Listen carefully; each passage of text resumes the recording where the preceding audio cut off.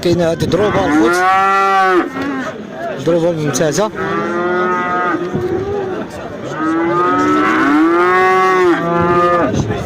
عند الفلاح ديالنا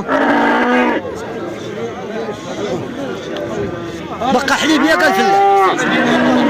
نعم بقى سنة الحليب، سنة الحليب. حتى لين في الثمن 52 ألف فرنك. شحال كتقول لتينا؟ 2.5.